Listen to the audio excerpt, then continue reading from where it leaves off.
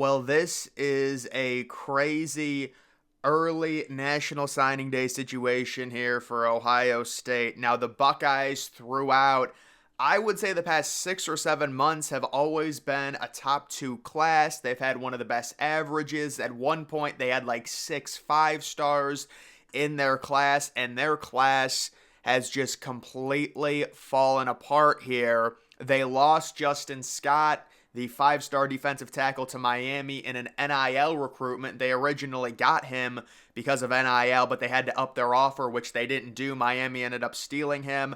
And now you've got possibly their other 5 star defensive tackle, Edric Houston, flipping from Ohio State to Alabama, and Alabama is finishing very strong. You've also got Georgia possibly flipping a 5 star safety. Very likely Alabama and Georgia are going to finish number one and number two. At least that's the way it looks right now. And how about Oregon also flipping an Ohio State top 60 receiver, Jeremiah McClellan? By the way, Ohio State has the number one overall player right now who's also a receiver, Jeremiah Smith, and he's even come out and admitted and said, look, Ohio State, I'm getting way better NIL offers from other schools. The Buckeyes, they just don't have the NIL collective. They don't have the boosters that want to invest into their football program right now. And if you are Ohio State, you really have to start reevaluating how you recruit throughout the season and the amount of resources you invest into these players, especially players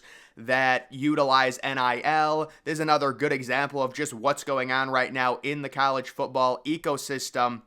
You've got another 5 star defensive lineman, LJ McCray, saying that, it's a big possibility I'm not signing today. He's the number one defensive tackle out of Florida. If you are a kid and you want to do the NIL route, which a lot of these 5 stars do, and you're in high demand, all you have to do, you can commit to whatever school you want. Whatever school, whoever has the best NIL package, wherever you feel the best, in the summer, commit to whoever you want, but it really doesn't matter. It's all anecdotal. The commitment is just a placeholder. When it comes to December, this time of year, you can leverage your name, the fact that you're a 5 star, and say, look, I'm committed to you, but I've also got these offers, X, Y, and Z. Do you want to match these offers? If you do, good. I'm going to stay committed to you, and I'll sign on, and we'll do the NIL, or I'm going to decommit and flip to a school that has a better offer. That's what a lot of these kids are doing. So when it comes to the 5 stars and their commitment to different schools, some of them stick, some of them really don't care about the money.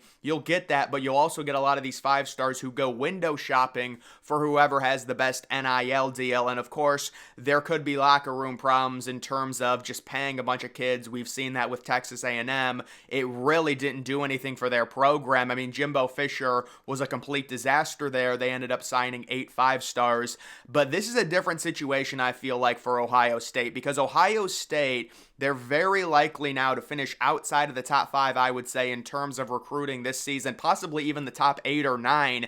And the issue for the Buckeyes is their classes are always heavily weighted by receiver talent. When you look at 2 of their 5 stars this year, they're both receivers. They don't have a good offensive line recruiting class. They have a horrible defensive line recruiting class, possibly losing 2 5 star defensive tackles, one of them to NIL. The other one, Houston, possibly a relationship there with a coach from Georgia, possibly going to Alabama. There's a lot of rumors going around right now, but the Buckeyes really need to reevaluate their strategy when it comes to recruiting.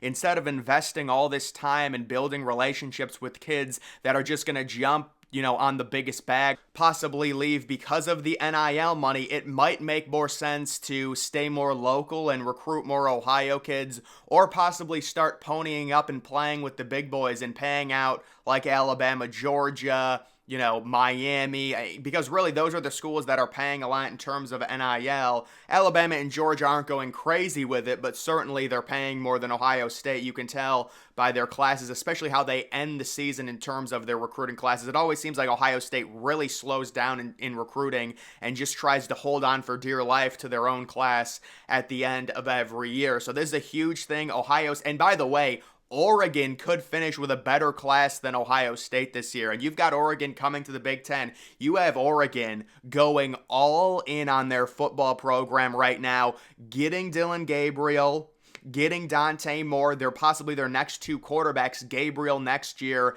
and then Moore 2 years after that, developing him. He's a former 5-star, top 5 overall player. So Oregon is really nipping at Ohio State's heels. Not that this all matters too much, because if we actually look at the college football world, you would say, well, Michigan right now, and they've been the past 3 years, is better than Ohio State. But if you look at recruiting, Ohio State is always miles ahead of Michigan. So it's not like it matters too much, but it is something to where you want to finish inside of the top 5, the top 4. As long as you have like a top 10 class, I would say you're all right. But it does get very hard to compete with elite level talent like we saw with TCU and Georgia last year. If you have a roster full of low 4-stars and you're facing a program like Georgia, no matter, you could have all the coaching in the world, it's probably not going to matter unless some crazy fluke thing happens and you get very lucky on a random day. But either way, I think Ohio State needs to completely reevaluate things. They either need their boosters to step up and start paying more and really managing these recruitments, because I'm sure the coaches have to be so angry. A lot of Ohio State fans, there are a few coaches Ohio State needs to fire for sure. But in general, if you're investing all this time and effort into it, you're going to want your NIL team to say, look, we've got this kid committed. Give him money so he stays committed. I've invested time into this recruitment. This idea, we're not going to pay this. This is just the going rate for 5-stars at this point. And until something happens and rules get put into place for NIL, this is just going to keep happening. So every team is cheating. Every team is doing this. Every team is paying 5-star recruits. Every team is paying high-level transfer portal players. And you're seeing a lot of these transfer portal players go to SEC programs. And then you can take a look at this. This is just rivals, top 10 overall players. When it comes to like evaluating high school talent, you're always going to want to use a composite. Either the On3 composite or the 247 composite. I think the 247 composite's a little bit better, but they redid their site and they like messed up their site. But you can just see there's been a narrative now because of NIL. It's like, look at all the top 10 players. Every single one of them is going to a different school. And I guess, yes, you can thank NIL for that, because Justin Scott would be going to Ohio State if Miami didn't give him a better deal. But I guess it is good. Missouri getting into the mix, Texas Tech for a receiver. You've got, Oklahoma getting a player, Nebraska getting Dylan Raiola, although there's previous connections with Raiola and Nebraska, his father and his uncle. But either way, you can just see how the talent is spread out when it comes to the top 10. And then USC is an interesting case here, losing a lot of players in the portal. Corey Foreman, you might look at this and be like, wow, what a catastrophic loss. He was the number 1 overall player in 2021, but he really hasn't done anything. Now, certainly he's still going to be a solid get for someone. He's got significant upside just being the number 1 overall player 2 years ago. The weird thing with USC is they've lost pretty much all of their high-level elite talent. They had a cornerback who was a top 5 player, Jackson, that just entered the portal. He was really bad as well, or at least he played bad for USC. Some of that is probably development with Alex Grinch being one of the worst defensive coordinators in college football. But USC is losing a lot of players. You have to wonder with Lincoln Riley what goes on there next year. They're probably going to get Will Howard. Malachi Nelson is another strange situation where he was only a true freshman. Apparently, he had some attitude issues and he wasn't good in practice, and he also had an injury. Those are just rumors, but if you look at the schools that are interested in Nelson, it's not a very good list. A lot of people were surprised. They thought bigger schools would want to take a chance on him. Maybe it's because, it's later in the portal process. People are zeroing in on their guys. A lot of quarterbacks have already signed with teams. But either way, USC is losing a lot of elite talent, and Lincoln Riley, you've always kind of thought maybe the NFL might be a better fit, considering the NFL is obsessed with getting, quarterback type gurus to be their head coach. Could he make a jump possibly next year or the year after? It'll be interesting to follow, considering he completely blindsided Oklahoma when he left their program for USC and was just a crazy, crazy move. So Lincoln Riley is completely unpredictable. We just saw that a few years ago when he hopped jobs there, but that's just another situation going on. And then this really shouldn't surprise anyone. You've got another high-level talent here for Florida State sitting out of their bowl game against Georgia. Could there not be a bigger lock in the history of betting than Georgia, who is still somehow only 14-point favorites over Florida State. Florida State is going to have nobody on that roster in that game. They've completely given it up. And Georgia, I mean, you could say they've lost some 5-stars in the portal. Maybe Brock Bowers doesn't play. But I think Carson Beck is playing. I'm guessing most of their players are playing in that Orange Bowl. And I'm shocked that line hasn't moved to Georgia -17 or -18. The narrative surrounding Florida State is very simple. They're going to get crushed in this game. They're not going to have any of their players. Both of their receivers are going to be sitting out very likely.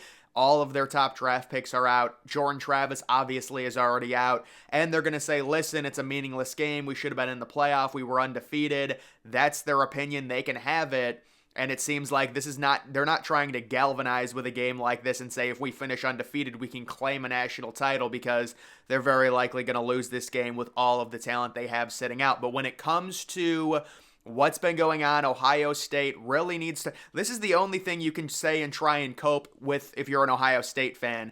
Because of the transfer portal and because of the way recruiting works, the fact that I think Ohio State right now has one defensive line commit, and he's not inside of the top 700. So they're going to have to really start spending some money on the transfer portal. We've seen like 5 or 6 former 5-star defensive linemen in the portal this season. Not that Ohio State is going to get them, but there's players in the portal on the defensive line to be had. And I'm guessing Ohio State is going to be really desperate next year, because they should return some nucleus of talent along that defensive line. We'll see. There's a few guys that have to make their decisions, but this upcoming season, they should be okay. And then next year, they're going to have to really spend some money and invest on the transfer portal, in my opinion, to make up for these recruiting misses. But either way, guys, that's going to do it for this video. Make sure you follow me on X. Link to that's always in the description.